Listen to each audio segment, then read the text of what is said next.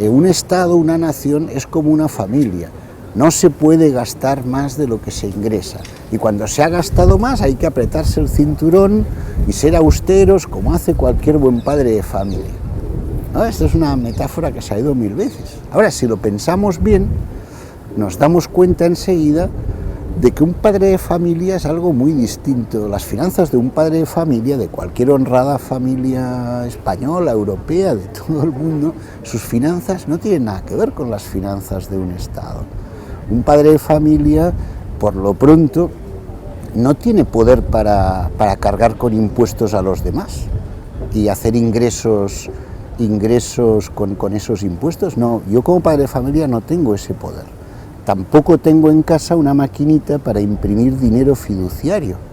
Ni tengo poder, y eso es muy importante, para obligar a mis acreedores a aceptar como pago de mi deuda el dinero que yo puedo crear.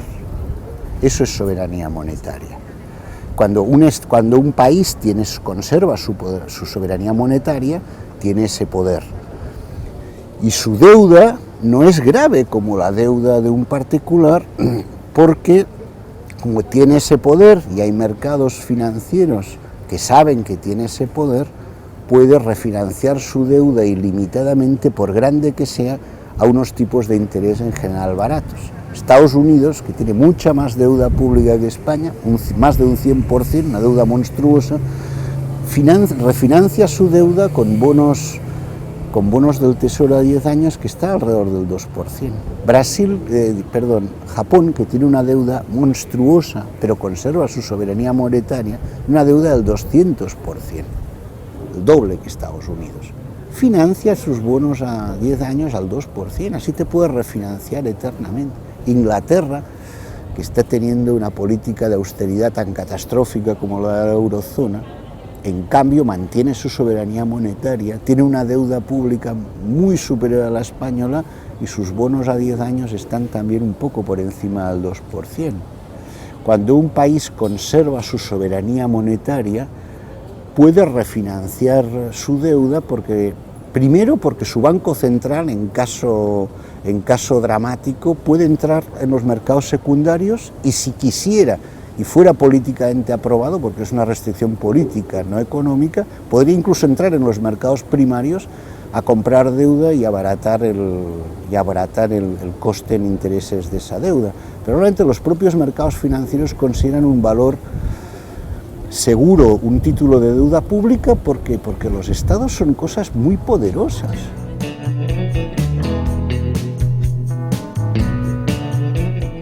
El drama, y por esto a la población española o italiana o griega le resulta todavía más atractiva la metáfora cognitiva del Estado y la familia, el drama es que cuando tú pierdes la soberanía monetaria y estás en un espacio en el que eres usuario de moneda y no emisor, pero no estás cubierto por una autoridad fiscal común a todos los usuarios de esa moneda, es como si fueras un padre de familia que has perdido todos los poderes y estás a merced de los mercados financieros que te pueden chantajear y exigir lo que quieran.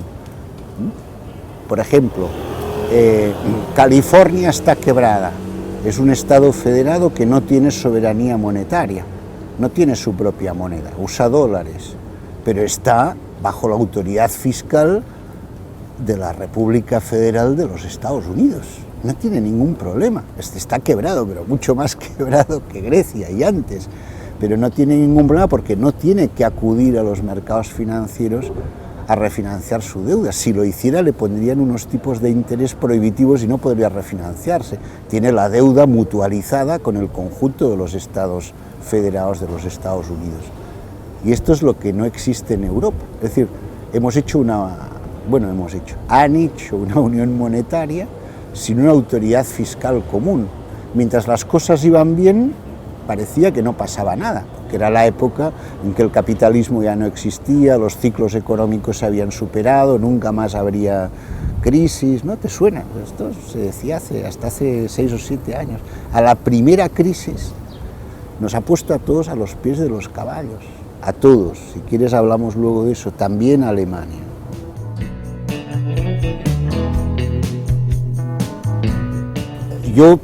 fui contrario a la pérdida de la soberanía monetaria de los países europeos en su día. Del mismo modo que fui contrario, ahora me parece que es una frivolidad creer que la salida del euro es una cosa que no va a traer consecuencias económicas y políticas y sociales nada deseables. Habría que evitarlo. Ahora, ¿cómo evitarlo? Bueno, el euro está realmente amenazado. Está amenazado no solo porque suben las primas de interés de los países periféricos, sino que está amenazado de una forma que sale menos en los periódicos, y es porque con la crisis griega se han disparado todas las alarmas y ha empezado a haber un proceso gigantesco de fuga de depósitos y capitales de los países de la periferia hacia Alemania. Y eso genera una situación terrible para todo el mundo, incluida Alemania, porque la única forma, eso quiere decir que en la práctica es como si la unidad monetaria ya no existiera. Es decir, tener 10.000 euros en una cuenta española vale menos que tenerlos en una cuenta francesa, y tenerlos en una francesa vale menos que tenerlos en una alemana. Y ese es el motivo por el cual la gente traslada su dinero a cuentas alemanas. Eso generaría una situación de iliquidez total en España o en Italia.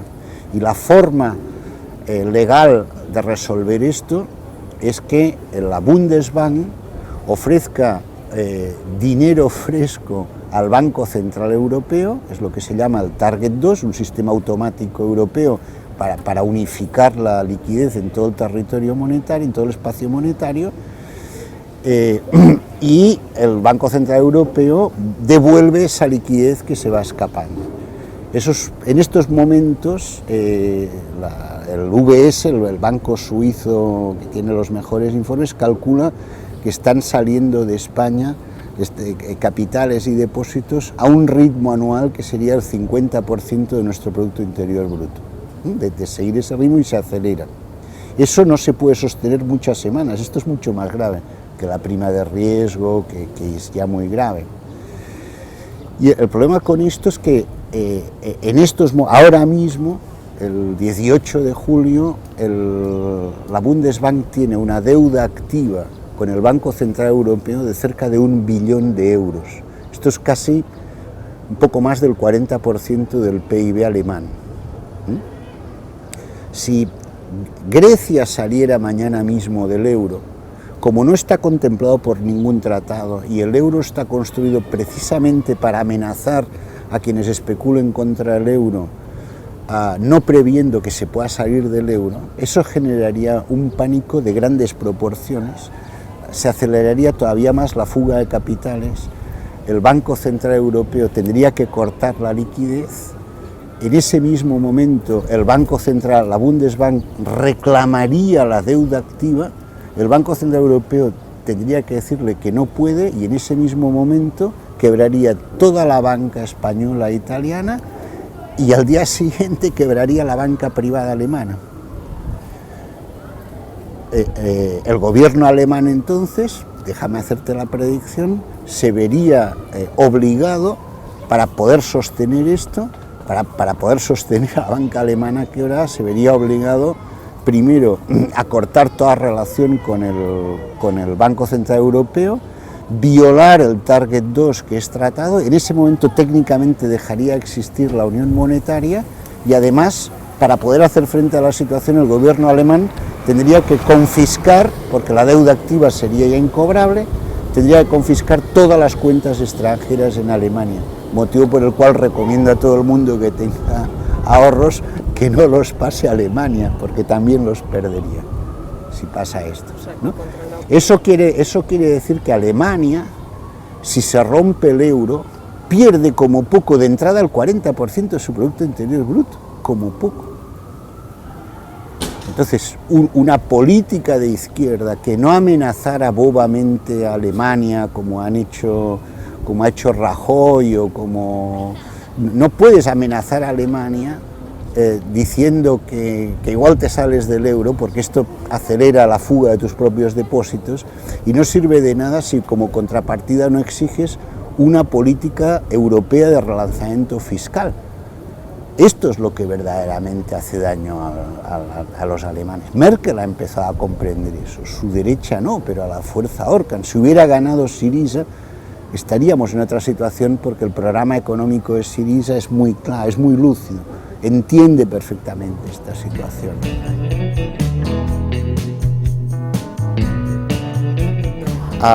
No hay capitalismo sin crecimiento.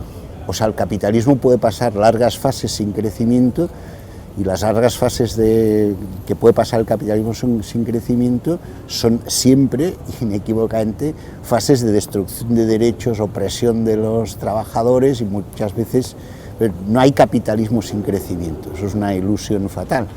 Los que queremos una economía sostenible, que no es un concepto así muy preciso, pero que nos permite entendernos, los que queremos una economía ecológica, los que queremos una economía homeostática con la naturaleza y no despilfarradora,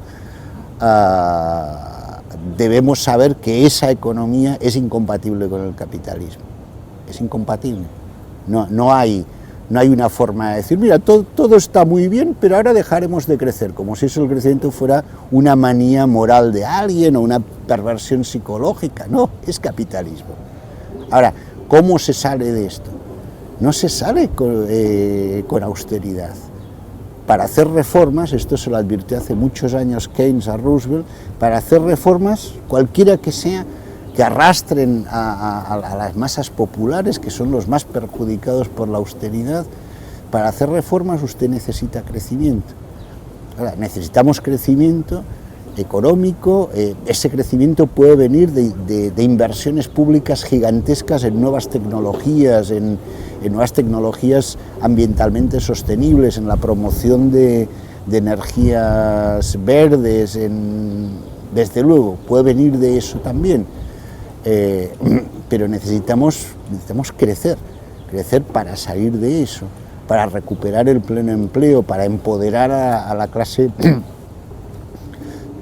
trabajadora que está a los pies de los caballos, para sacar a los pobres de la pobreza, para generar un proceso de toma de conciencia colectiva. Y una vez eso nos podemos plantear muchas otras cosas, avances decisivos hacia una economía verdaderamente democrática desde la base, avances decisivos hacia una economía medioambientalmente sostenible, hacia una economía verde en serio. Ahora, eso hay que saberlo, es ir más allá del capitalismo. Ir más allá del capitalismo quiere decir el fin de la empresa autoritaria, el comienzo de las empresas autogestionadas por trabajadores, de empresas que son propiedad de los trabajadores y que son cooperativas, de empresas públicas democráticamente regidas desde el primer hasta el último cargo. Eso es incompatible con el capitalismo.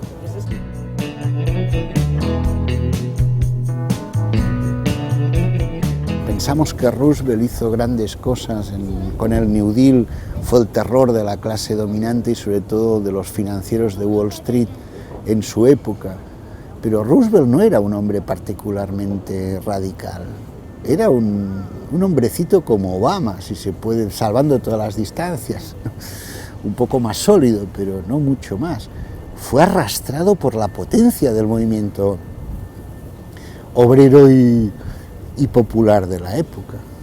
El New Deal es como Roosevelt llevado en volandas por un movimiento obrero enorme. No es verdad que en Estados Unidos no haya habido movimiento obrero y socialismo, no es verdad, eso es otro mito, lo hubo. Luego es muy interesante saber cómo fue destruido, pero lo hubo, ¿no? Y el New Deal fue eso, no fue una invención de un tecnócrata genial que consideró que así podía sacar al capitalismo americano del marasmo.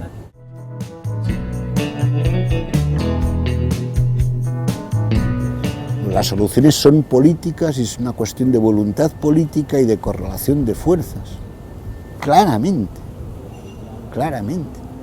Desde luego que todo es muy complicado, pero desde los mitos clásicos sabemos que existen tijeras y que los nudos gordianos se cortan con tijeras, y esas tijeras existen. En Europa es una situación muy difícil porque es como estar en una trampa. Tú no querías entrar en la trampa. Una vez has entrado, no puedes salir por la vuelta de atrás. Tienes que abrirte paso.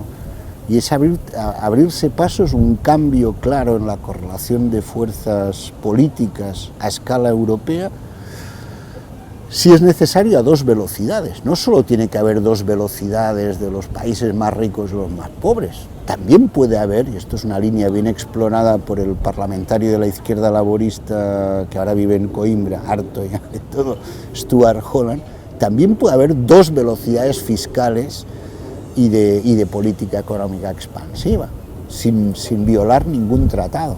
Eso es posible. Hay un documento que actualizan cada 3 meses, que es una modesta proposición para salir de la crisis del euro, que lo firman Stuart Holland, está en muchas lenguas. Sin permiso, en castellano hay un pequeño resumen, Stuart Holland y Yanis Varoufakis, ¿no? Posible es posible. Ahora hay